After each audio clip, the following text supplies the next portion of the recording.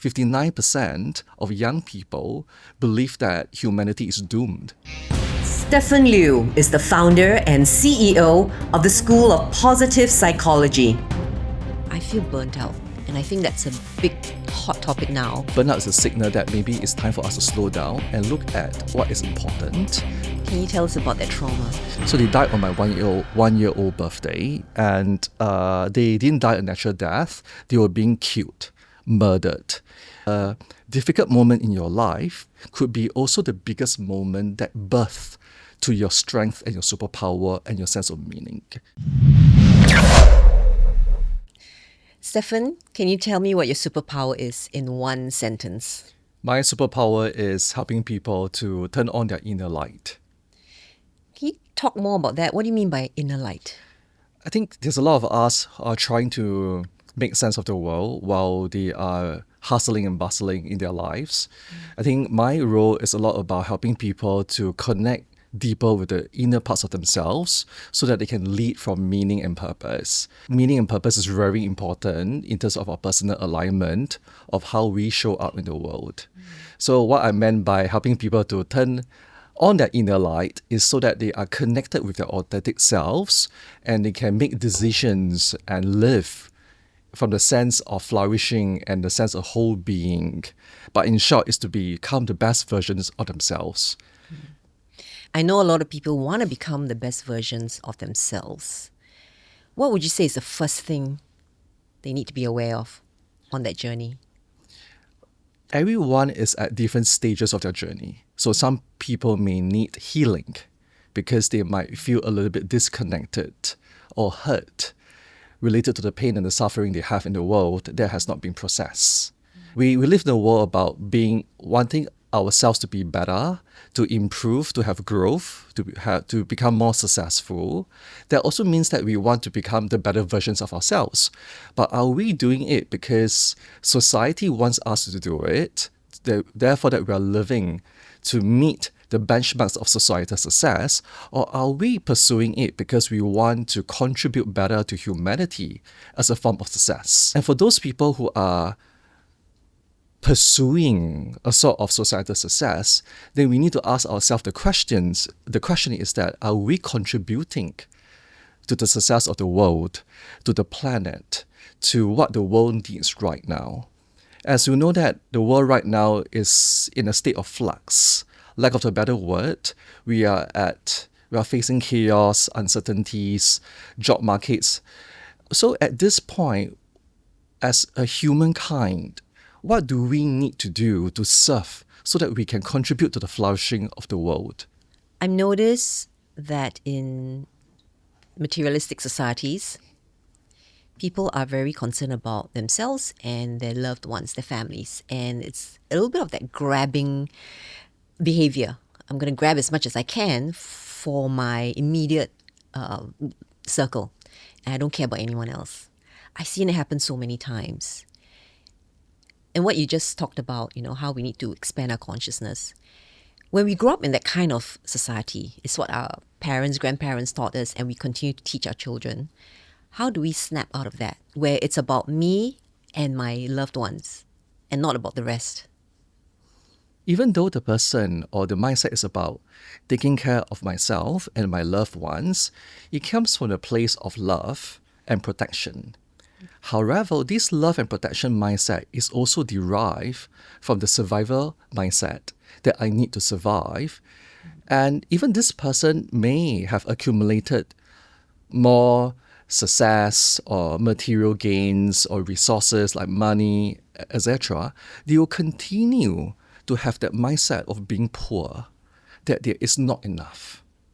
It's not just financially expensive, it's psychologically expensive, spiritually expensive, and socially expensive, and mentally expensive, because they are guarded. They come from the place of, it's about me, about my tribe, about myself, and there's this constant perception of, I need to be guarded, be shielded, and every conversation may be transactional, and it is very tiring to live this way. Of course, there are many different versions of happiness, but I'm just saying that this version of happiness or this formula is outdated. Science have actually confirmed it, like positive psychology. We have done so much research about it that what contributes to actual well-being or happiness. And this formula doesn't suggest it to be.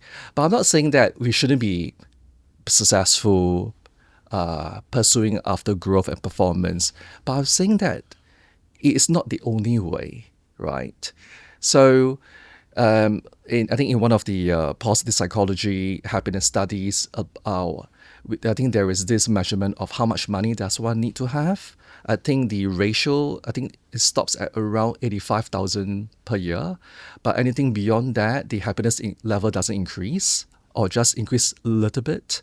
So then we realize that there is a gap between our mindset of how happiness should be like versus focusing on humanity, what we need to do or serve better. $85,000 a year means you don't have concerns about survival, right? Your needs, all your basic needs are met, plus a bit more. You can go on some nice holidays.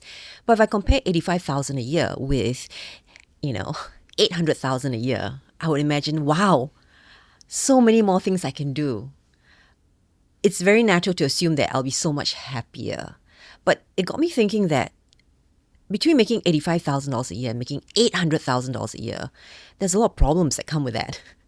And that actually eats away at your happiness. There is a slight increase after 85,000, but it plateau. So it seems to suggest that money is not the direct correlation to happiness until a certain level. But of course, don't get me wrong, if a person is living in poverty, right? They cannot afford the basic needs like electricity or milk powder for the babies. This is a concern. And that money would really have a big impact on happiness and life satisfaction. But in an economic stable society like Singapore or any other cosmopolitan society out there, we tend to emphasize on the industrialist mindset that we need to accumulate more because it coincides with more power, fame, success, and they perceive that these things will bring them more happiness. But in fact, counterintuitively, it's not these elements. Of course, many traditionalists will argue, or economists may argue that I don't really think so, but this is what the data is suggesting. If this is not giving us more happiness, then what is? So we look at it that there are many different forms of happiness. There is the hedonistic form of happiness, like pleasure seeking, going out for the holiday, spending more money to buy things, or going for a spa. These are great things that we can do and that impacts happiness, but they don't last. So we keep on chasing after them. But the overall threshold of happiness doesn't increase. But we get really busy, addicted to the process of chasing these things on the temporary level. And that's why it's called the hedonic treadmill. You're running a lot, spending your money, chasing the happiness, but you're still at the same spot. The happiness level doesn't increase. What really impacts happiness is social relationships, sense of belonging, purpose, meaning, calling of life, serving something that is larger than yourself. It doesn't need to be spiritual. It could be social. It could be helping the nature or so on. And this gives people meaning. And this is under the eudaimonic happiness. And in modern life, I think that we need both of them, right, between hedonistic and eudaimonic. What does eudaimonic happiness mean? So eudaimonic happiness comes from the word eudaimonia, which is a Greek word for meaning, right? Believing in something or serving something that is larger than yourself. So eudaimonic happiness means that you derive happiness from a sense of meaning and purpose. That, let's say there is a boat maker, right? I don't want to give any context here, but let's say someone is making a boat and it takes 3 months to make a boat and there are two of them working on it. The first person might be more hedonistically wired, that, I'm waiting for the time that 3 months is up so that I could take this amount of money or compensation and reward, and I will spend this and going for the holiday for celebration. Nothing wrong, right? And the eudaimonic person, happiness person, would be that, I love building boats. Every single part of the boat is significant to me because after building this boat, I know that these families who's using it will have so much enjoyment. They can travel the world. So they feel that the sense of purpose of doing the deed or the action is empowered by something bigger than themselves. And often that eudaimonic happiness-driven person, they will keep on going through after projects and projects, engagement and engagement, because they feel that this is where they become most alive. Based on what you said, it's clear to me that when I used to work in a corporate job and I didn't have full control over what I had to do, the task and the projects, and I don't see the end result all the time, it starts to feel like a grind. But when I started coaching my business, where I work directly with people who had a pain point, a challenge, something they wanted to change, and I could see that as I work through the steps with them and the progress they make and the transformation they have and the enlightenment they get, that has filled me with so much joy. And I would tell you, starting my own business, I've worked so much harder, like much harder than, when I was employed. And I'm more tired, but I feel so much more, I guess the word is fulfilled, alive. And I think that relates to what you talk about, eudaimonic happiness. But the flip side of that is burnout. I feel burnt out. And I think that's a big hot topic now for a lot of people who they may be doing things they don't enjoy, or they may be doing things they enjoy, but you still feel burnout. Can you describe what are the signs of burnout first? So symptomatically, burnout means mental, emotional load. They feel tired. But what is causing the symptoms of burnout? This is something that we ought to delve in a bit deeper, right? Because when we talk about burnout, we can relate to it on the soul level. Oh, it makes sense. I have all these symptoms. And they start to take actions to, of course, healthy suggestions would be look at what is the source of burnout. Are you overworking? Are you resting? Are you aligned to using your strengths to your tasks? Are you in the state of flow? These are some of the responses to burnout, right? But I think I would like to go beyond that, because burnout to me is a signal that there is a deeper misalignment between themselves and the meaning. That's number one. And number two, that burnout is also not an individual state. I feel it might be a reflection of the world right now. When we talk about burnout at the workplace, companies will say that, maybe it's workload. It's time for me to take a break, right? Let's put up table tennis tables or yoga mats, right? And they don't solve these issues. Burnout could start from the societal level, ecological level, whereby we're dealing with the stresses and the uncertainties of the world. Meaning to say that the global chaos, the wars, the conflict, that when we on our phones, the social media news are pushed to us. There's so much instability, right? And so much chaos. And plus the digital overload that we are consuming, like doomsday scrolling, there's so much negative impact that this information is bringing to us. And we don't know how to safeguard ourselves from consuming this information. And on that note, even though we are in Singapore, there are like wars going out there. There is also climate change, inequality in other countries, or the riots and the wars. We are affected because we are all part of the humankind. So by the time when we go back to the workplace or go back to our relationships, our well-being tank, if let's say there's a well-being tank filled with energy, is already drained by half or more. Drained by what? Drained by all this world news, drained by these ongoing challenges of the world, because we are all part of the universe, a part of the world, right? And then when we go to workplace, and the next person comes to you and say that, hey, Stefan or Georgina, I'd like you to take on this role or this project. Our immediate reaction is that I'm burnt out. I need to say no. Burnout is not just individual, it's a systemic issue. And this is the state of the world right now. We ought to be more aware that solving burnout is not just about attending a meditation course, downloading an app. We have to look at how we show up in the world in terms of our identity and what are we really doing. in that way. For someone who thinks they have burnout, how can they know if it's from work or from their habits?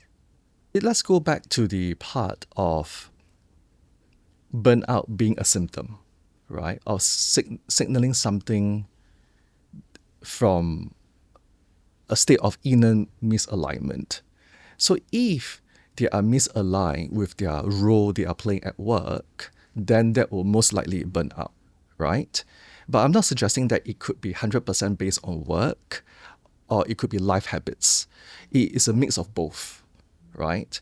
But of course, if they show up in a work environment and the work environment is made of an unhealthy culture and they are short-handed, they're doing a lot of work, then of course these circumstances are unique. Then we can attribute that burnout are related to these factors.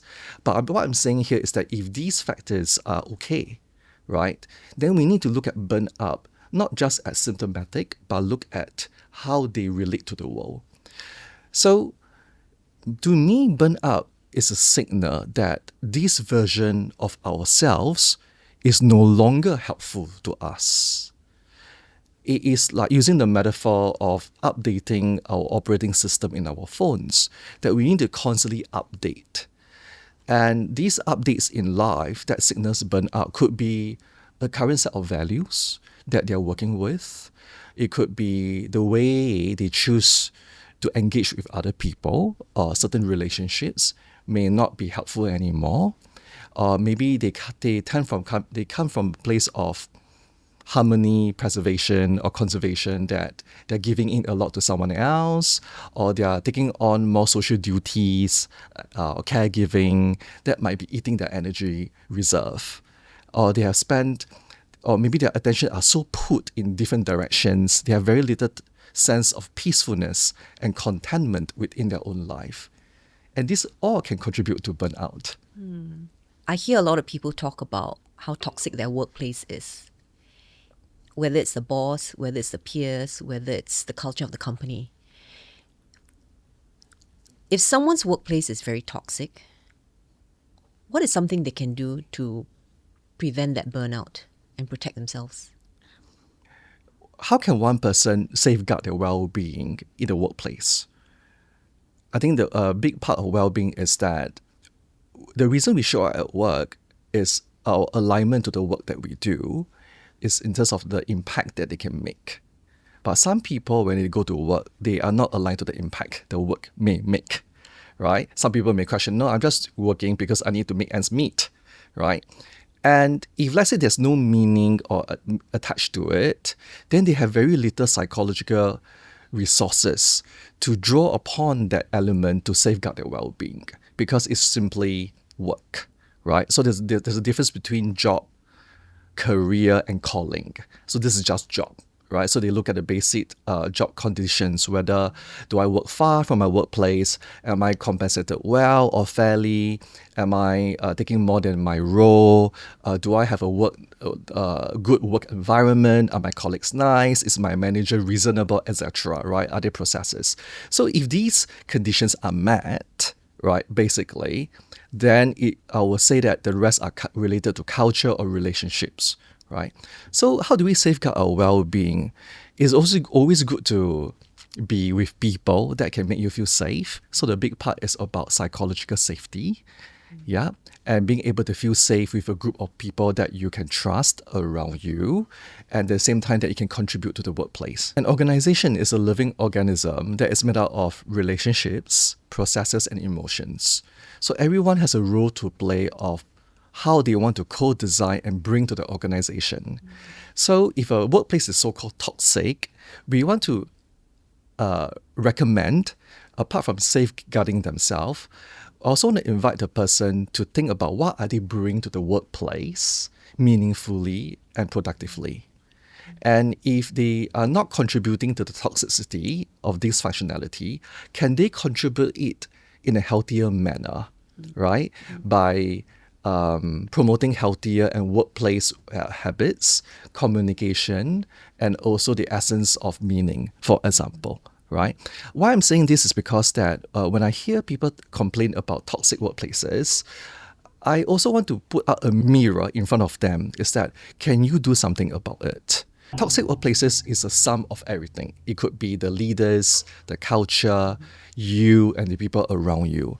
So if you have this awareness, there are unhealthy dysfunctionalities at work. So the first question to ask is, how are you playing to it?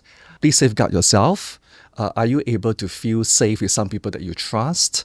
Are you able to share your feelings? Are you able to report to your superior? But some of them may say that my superior is a toxic person, right? And that will be another challenge, right? So what I'm trying to say here is that self-care is really important. Self-care and communication is also very important. I really like what I do. I find a lot of meaning. I get so happy and so fulfilled when my clients achieve their goals. But I feel burnt out. And I know that a lot of entrepreneurs who believe in their business, have so much meaning and purpose, also feel burnt out. What can people like me do to protect our well-being? I'm going to offer a counterintuitive point that burnout is not the end of a journey, but it's a mid-journey. And burnout is a signal that you might be overcommitted, or the way we delegate our resources have been too much to a certain area. It is a sign for us to slow down and dial back, right? So in short, there are different versions of burnout, and burnout is not the end, right? So burnout to me is a signal that we are, at the point of time, we are misaligned to what we are trying to serve and do. It's because it's just how it's the power of the situation. Sometimes we will just be deviated because we need to do other things that is part of the work and what we believe in. So a burnout is a signal that maybe it's time for us to slow down and look at what is important. Are we still aligned to our source of truth and authenticity? And is this still meaningful? I think that is important, right? The second part about burnout is also a signal that we are no longer in the state of flow. Because when we're in the flow with the nature of life, everything seems to be smoother and much more energized, right? But when we are not in the flow, something has disrupted it. Because many people with high performance, they face burnout, right? And at the very tail end of their burnout, they can recharge themselves again when they realign themselves to the goal or the meaning. So it could be a temporary state. But there are many people, they continue to burn out and become even worse. It's because the misalignment is off. Yeah, so this is the part one I'm trying to say here, that burnout, once we have the awareness of burnout, recognize it, is an opportunity for us to reevaluate of how we are approaching our tasks and actions in life. I hear a lot about delegating out certain things. And I think I'm very guilty of this. I want to have control over a lot of things that I do. Nobody can do it better than me, is that kind of feeling. Or I don't trust someone else to do this. So I end up doing a lot of the things, but I enjoy them. All the things I'm doing, like for this podcast, I would say here, it takes a lot of time, a lot of work, a lot of effort. So be very aware of that before you start your own podcast. It really takes so much time. And I was feeling a little burnt out before I started, but now it's like, wow, it's added about 30 hours a week of work additional to me. But I'm enjoying it. I'm enjoying doing the interviews, even, preparing guests for, the interviews, going through the edit to see which part I want to put in, which part I want to take out, doing the marketing. I really enjoy all that, but it takes so much time, and it is burning me out. Can I interrupt you for a little bit? Because you touched on something really important, which many burnout literature may not touch on. Because we usually associate burnout to fatigue and tiredness, right? And by the time we reach there, it's a little bit too late. So we start to backpedal and go into rest state. One of the earlier symptoms of burnout is actually being energized, going into doing a lot, feeling great. And that's an early sign of burnout. Once the adrenaline fades and the endorphins disappear, then we start to burn out, right? So in short, based on our observation, we realize that burnout was preceded by this high energy, high focus actions. Yeah, so we just want to be mindful. So I'm in a state of high energy, high excitement every time I do it, but I'm also fatigued. Yeah. I have both at the same time. What stage am I in? There's an early sign of burnout, I would say. But I'm very tired. Yeah. I'm not getting enough sleep. Yeah, and that's a sign of burnout, right? What is contributing to this burnout? Because we are living in the times of disconnection. If you are living in the times of disconnection, that is exacerbating the mental health crisis, depression and anxiety. Our generation, Generation X per se, has inherited the narrative that we need to work even harder because that is our recipe for success. There is always this blueprint of thinking that is empowering our mindset that we need to work even harder, going through the silent hours, and let credit show itself, right? Nothing wrong because that has been a blueprint of success, but that is the same recipe for burnout. So this burnout is no longer job level. It could be intergenerational. These inherited DNA or narratives that is passed down, right, from our parents, and our parents learn from their parents. And these are also the same burnout language and narratives that we are passing down to the next generation without us having the awareness of it. We are always trying to solve things on a singular level, but this is systemic. So having this awareness invite us to contemplate how we want to readjust how we show up in our life, rather than just trying to find a solution to fix this problem, whereas the problem is always shifting and changing forms, but is underpinned by the same gaps that we have in humanity. So that is intergenerational burnout. Something we inherited, and it's in our DNA to continue to be burnt out. I like the way, I'm just trying to reflect what you just said, because I'm just trying to reflect in the way that the I say in the way make you think that we have inherited this DNA and we are powerless. Are we? This intergenerational burnout is how we are part of the mix, right? But we are so in a way that evolutionary, we are going through this together. That's why that this burnout is a global phenomena, right? But we are trying to fix the problems on the superficial way that suggests that these issues are way more deeper, right? So yes, this is intergenerational, and let me expand a little bit on that for sense making. And then we also understand that why we need to find solutions or create solutions for something systemic. So my parents, which is a silent generation, World War II, millions and millions of lives were displaced. During the war, I think there was this famous poster that was about keep calm, carry on, right? When in World War II, especially in the UK, would have been bombed, and these were the posters. That was the propaganda to stay vigilant. And then after that, we were healing from the pain and the suffering from it. And then the next generation started to have this narrative that we need to work harder and keep quiet. And so imagine that there's a pipe, and this pipe is a metaphor of how water is being flowed from the older generation to the current generation to the next generation. But along the flow of the water, there are also blockages in the water, the dirt and the grime, right? And these are the sickness of burnout being passed down. My generation, we learn to emotionally compartmentalize our emotions. Don't talk about it. We are much more guarded. And sometimes we go to coping, alcoholism, drinking, playing or whatnot. It's all fine. And then the next generation, which is the millennials, they may learn that, okay, I can express my emotions, but yet at the same time, I can do more about it by, signing up for yoga, Pilates, or wellness, or gym.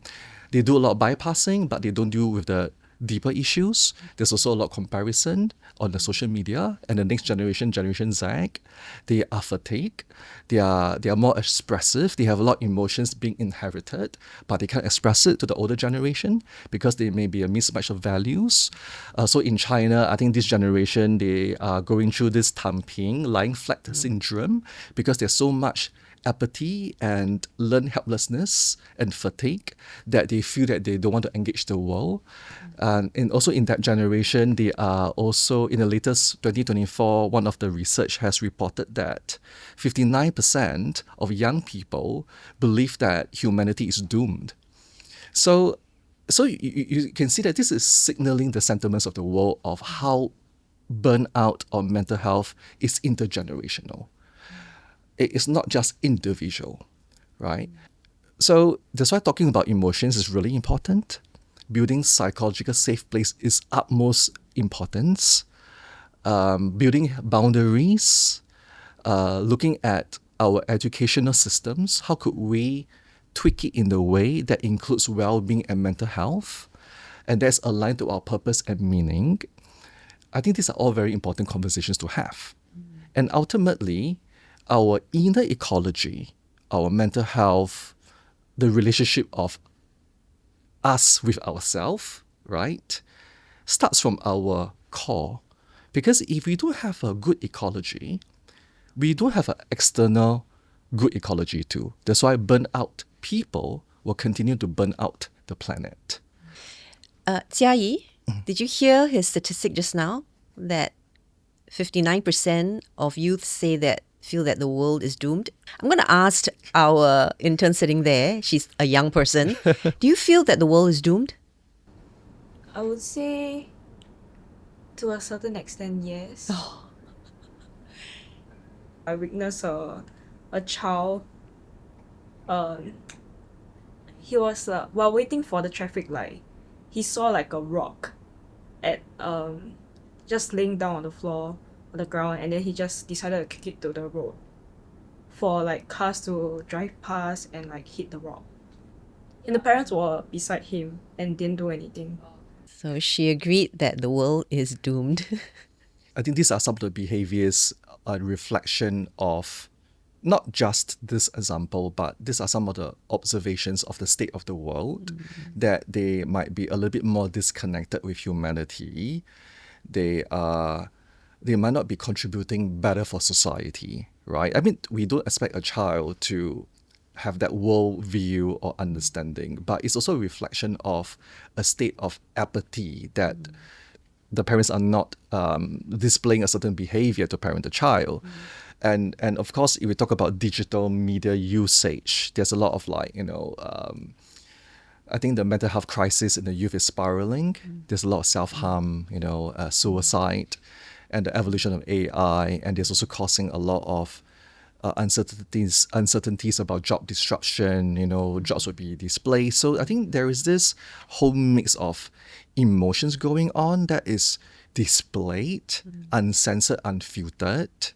And we start to question about what have we done, But it's not a bad thing. There is so much opportunities for us to gather together to solve these issues appropriately. What was a key moment in your life that brought you the biggest success that you have now? Georgina, I think that I am successful. Not because I'm humble. Maybe my brain is not wired this way. Some people have told me that, Stefan, I think you're very successful. Your parents are proud of you, etc., etc. Or, you have done a lot of impact. I will just acknowledge it with gratitude. Because I have never viewed it as success. I always view it as, this is my ethos. This is how I show up in the world. And this is what I need to do. So I do operate with this lens. Maybe it's part of my genetic makeup or how the way my psychological makeup. So my work is related to this. So when I founded the School of Positive Psychology 18 years ago in 2007, it starts with this very same mission that there's a mental health crisis. IMH Singapore, the Institute of Mental Health, are building more beds. And more people are subjected to depression, anxiety, and suicide. What is happening to the state of the world right now? I wanted to do a small bit because I strongly believe that everyone listening to this podcast, everyone here, has that part of the jigsaw puzzle for humanity and human goodness. And we need to do something about it, right? My activation or my call to action is, could I build an education ecosystem and platform to unite and to offer a safe place for people to come in for their healing and to meet change makers and to train them so that they can go back to the workforce and go back to the parts of the world to become these champions, to become these catalysts of change and improvement, so that IMH don't need to have more beds, but we can use this preventative model of embracing human flourishing and human goodness. And that is my key intention. And I am not, so this is my mission, and my visions have different iterations, of course. So this is how the way I view it.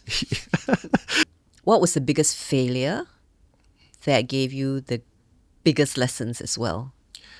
If I don't view it as a success, so I may not also view life as failures, but I view them as learning points. So there are some learning points in my life that has occurred, and I strongly believe that they occur is because they are nudging me towards my mission. And these are the lessons that I need to go through. So if I can name one or two, I have quite many of them. I think one big part comes from, it fuels my strengths. It's actually coming from a place of trauma. So when I was younger, I came from a typical Chinese Asian family, Singaporean Chinese, and I came from a background and a childhood experience that was related to family trauma. Can you tell us about that trauma? What Sure. happened? So when I was 1 year old, on my birthday, my grandmother, my uncle, a few of them, four of them, they died. So they died on my 1 year old birthday, and they didn't die a natural death. They were being killed, murdered, and they died together in my grandparents' house, right? So what attributed to the collective trauma and the intergeneration trauma is that my parents, who are my caregivers, they were grieving, including my relatives. They were all grieving from that devastating event. So there was no closure because they didn't find the murderers. So it was a cold case. And there was the aftermath of this psychological pain that trickled down into the generations. And at the point of time, as a young child or a baby, I grew up in this volatile environment where my dad was alcoholic. He was abusive, not to me, but in terms of he was depressed, and there was a lot of rage in the family. So when I grew up, it wasn't a emotionally and psychologically stable environment, which I had no discernment, right? So my family, instead of a place of peacefulness and rest, where I'm able to focus on my studies or play, there was a lot of hypervigilance. My dad will say that never ever trust your friends or people around you. When you go back home, make sure that you're not being followed, because there might be someone hiding in the shadows causing you harm. I'll be looking out of the windows, trying to peer on the corner to see are there any suspicious characters. So this brain is on overdrive. I was taught by my dad to have this situation awareness of how to respond in emergency cases or crises. But I didn't know that was unnatural and unhealthy for a young child. So I remember that there was so much heaviness every day, and I was crying every day, and in my sleep, in my shower, and I couldn't even cry in front of my parents because I didn't want to worry them. Right? There was so much despair, and I do remember the state of coldness in my body, and so I remember that I was so worried about my dad being angry again. He'll come back, throw the the alcohol bottles onto the glass, onto the wall, punched, the mirror. And I grew up with my mom and my sister, and then we have to pick up the fragments of the glass shards every time. And I didn't remember that became my childhood experience. So, when I was growing up with my wife, and sometimes accidentally we broke something, and I was like, hey, let me do it. I'm a glass shard specialist. What about your birthdays then? Could you celebrate your birthdays? It was difficult celebrating my birthdays because it was a reminder of the death anniversary of these very dear people who have passed on. And so every year on my birthday, instead of lighting up candles, I have to be at home lighting out joss sticks in the altar of these deceased. And there's this solemnness, this melancholy of coldness, of unspoken and unprocessed pain that is so paramount that everyone can feel that dread. And it wasn't helpful at the point of time because I was asking myself that why can't I celebrate my birthday when my classmates could celebrate their birthdays? And then when I bring this topic up, I still remember in kindergarten, I saw my classmates' birthdays. They had a cake and they had birthday presents. I went back home and I asked my mom, how come, I cannot celebrate my birthdays? Even my mom did try to celebrate my birthdays.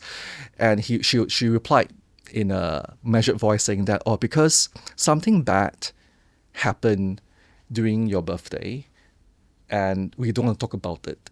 In Chinese, it's called a 丑事.丑事means that something embarrassing because a big part of Chinese culture is that you want to put everything underneath the carpet. You don't want to talk about it, especially it brings pain. We don't want to dig up old wounds. We just want to move past it.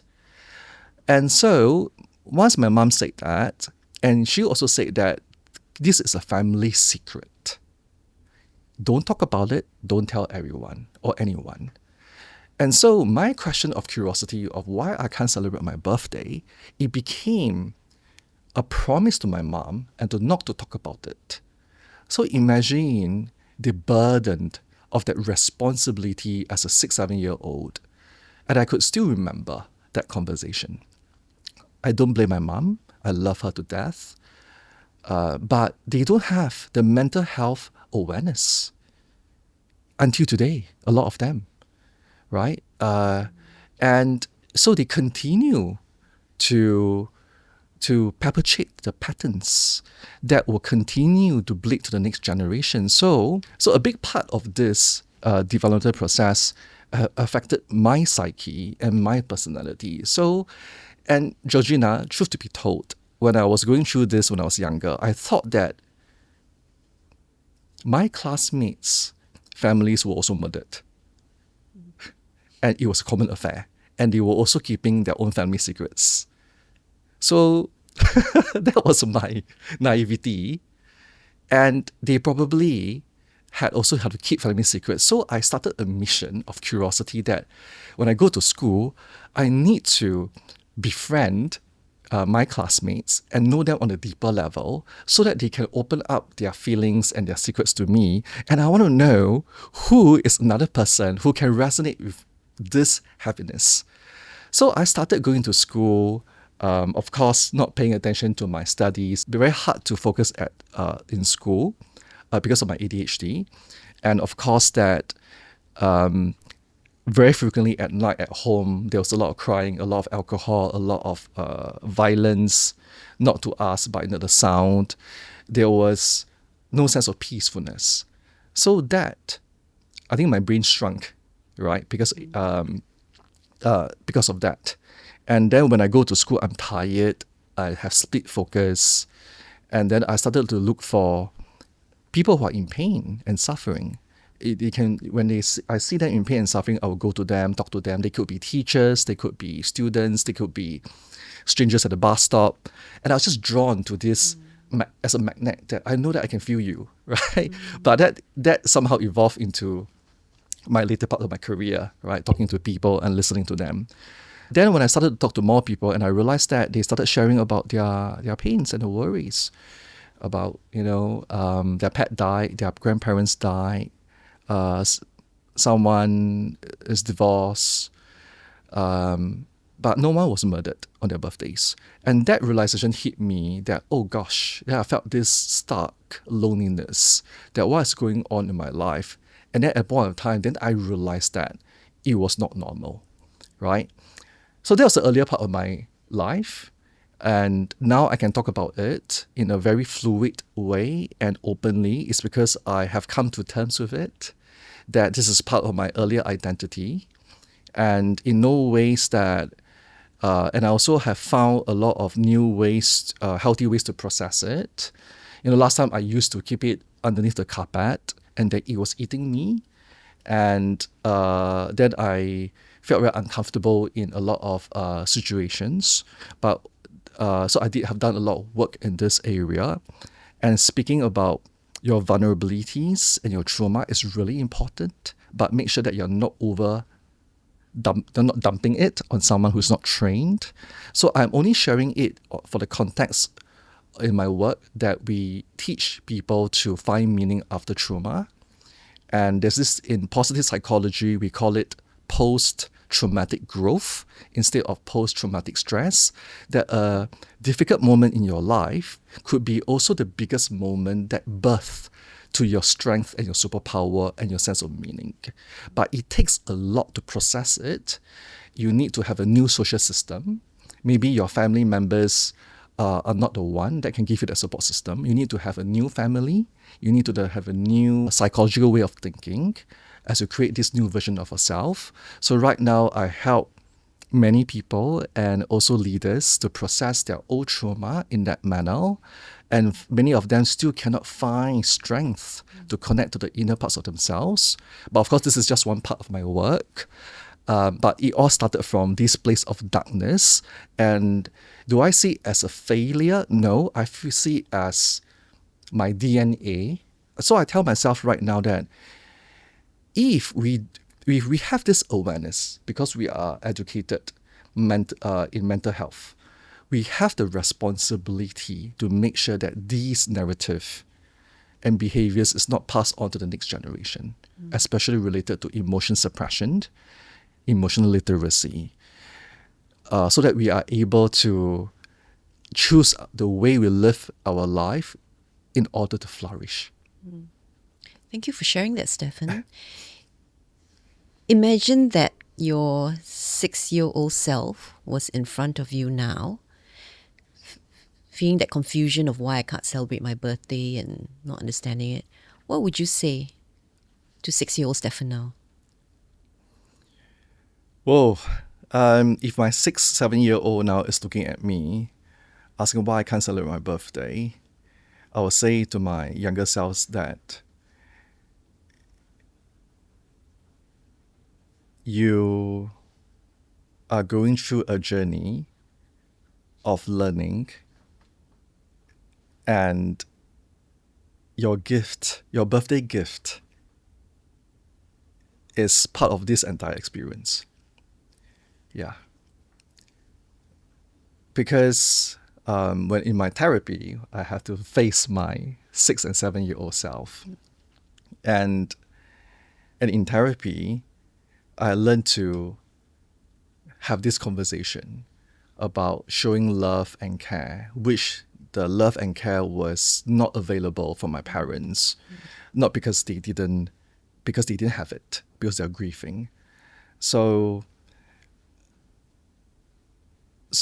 in part of that integration, in part of that healing, I allow my 6-year-old and 7-year-old to come forward to me, and now I'm taking care of it in that way. It's very unfortunate that these things happened, but at the same time that it happens for a reason. And your inability to celebrate your birthday is actually your greatest gift in your life, because you are sharing this gift with many people out there who is benefiting from this experience from you right now. Thank you for asking this question. Imagine you are the 7-year-old Stephen now, and you see grown-up Stefan, who's, done so much impact for others, telling you that your birthday is a gift. Can you imagine how you feel? If I can confess, I am now the 6-7-year-old now, self now, in this adult body. It's still me. I live a very engaging life with meaning.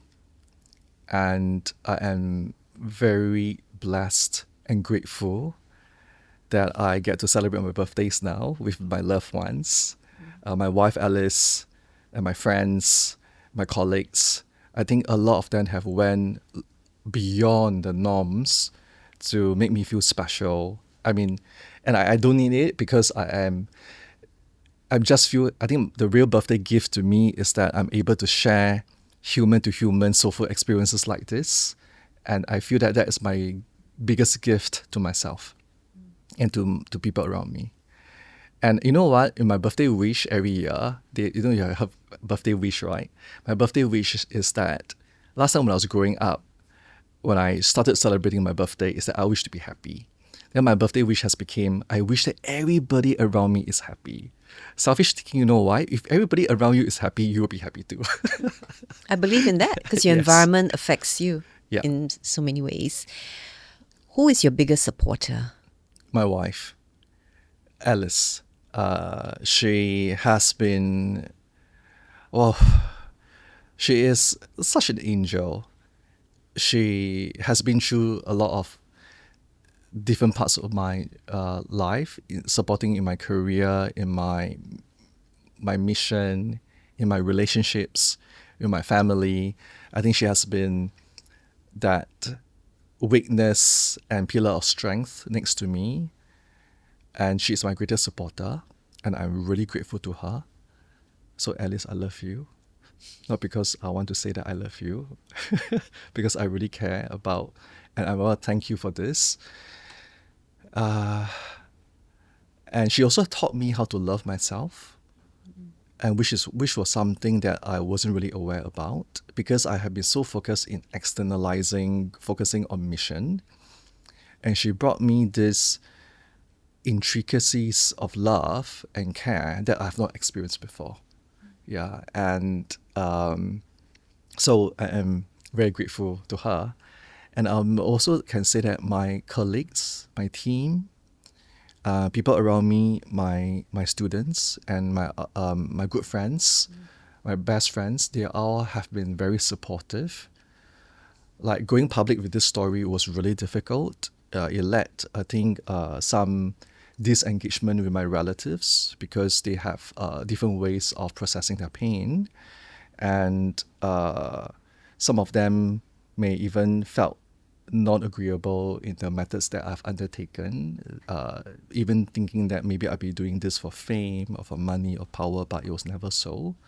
But I don't fault them because they have their own pain to process. But I want to show that it is not about me or about my relatives or my family. It's about human conditions. How different would your life be if you hadn't met Alice? Wow. Tough question.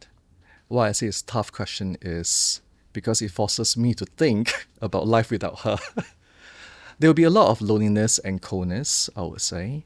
And frankly speaking, before I met Alice, I felt that I might not meet anyone that I could call a life or soul partner. And so I could not imagine life without her. Yeah. She brought a lot of healing into my life also. Healing, of course, is not linear, but healing is always constant. So she brought a lot of love and joy in my life, so I couldn't imagine life without her. Yeah. We have 2 cats. We have no children, so we have 2 fur children. And we got them during the pandemic. Not just a few months before the pandemic happened. So during the lockdown, we were having a blast. It was strange because there were like concerns about society, about work, about everything else. But there is, in the middle of the storm, there is always the calmness spot. So Alice has always been my calmer spot in that way. And with the cats, there's a lot of joy and rejuvenation and healing in that manner. When I talk about healing, I'm saying in a way that it's restorative and regenerative. It's very important that for me, it's because that when I was growing up, my home was not psychologically safe. And sometimes you don't feel safe with your family members. For those, I think a lot can resonate because you put up with values, culture, expectations. So having a home with Alice is a safe space for me. And if I may, just to go back to how childhood experiences can be a source of strength, I want to take the opportunity to say that it wasn't just my journey. At the School of Positive Psychology, we co-authored a book together, and there are 23 of us who came forward to write these stories, sharing our personal resilience and also post-traumatic growth stories, and stories involving surviving the war and surviving the war in terms of like growing up from a war-torn environment, living with autism, ADHD, and also suffering strokes or different health conditions, having existential crisis, a shifting of countries, stresses, and everything in between, parenting. So these 23 stories are made out of the TSPP alumni, colleagues, and students. And it started off as a book club, and there were 30 over of us.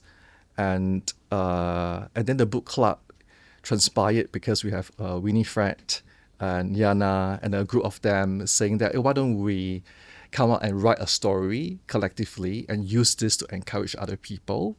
And that book became an impetus for me to come out to tell my story also. And truth to be told, I can't do it on my own. I would say it was really difficult because coming out to say these stories, to make your story public, has a lot of connotations, right? People will give you mixed signals. Because am I willing to make my loved ones uncomfortable? Then I realized that it's beyond that, right? So if you operate from that protectionistic, survivalistic mindset, as what we talked about earlier, then they will continue to stay in that circle, right? That bubble, which is very important also. But for me, the bubble or the circle is bigger now. That is about making impact, about what the world needs in my own version, and hope these 23 stories can impact others. Yeah, so anyway, the book title is called Rising Above. It's available online and also at the School of Positive Psychology. Grab a copy. Yeah. Coming up in part 2. Even an adult of like 50 years old who is a professional, a successful leader, but their emotional literacy, it may be 5-year-old. Because somewhere at 5-year-old, when he was about to cry, his father or his parents may say that, shut up, don't be a girl. Mental health, to me, I would like to say, is a sense of disconnection with themselves and to the world around them. Loneliness, a lack of meaning, lack of higher purpose, not knowing what they are doing, not knowing who they are, and why are they doing the things they are doing. They have a family, they have children, they have a good job, but something inside hits them that there is no meaning. When you were 14, your best friend jumped. He didn't commit suicide. Which I felt it was worse. Grieving to me is about staying with my emotions, how difficult and how raw they may be.